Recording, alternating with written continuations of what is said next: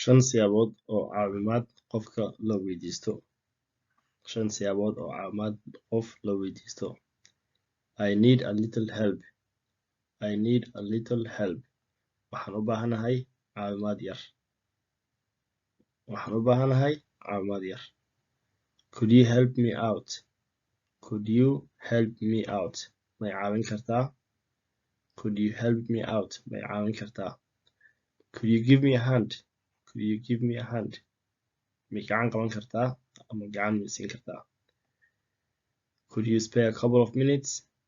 Could you spare a couple minutes? Dhowr daqiiqo ma siin kartaa? Dhowr daqiiqo ma siin kartaa? Could you do me a favor? Could you do me a favor? Axsaan ma ii fali kartaa? Axsaan ma ii samayn kartaa? Shantan weerood ama shantan sentence markasta oo qof weydiisanaysid isticmaal. Ha isticmaalin oo keliya help me. Waa mahadsantiin.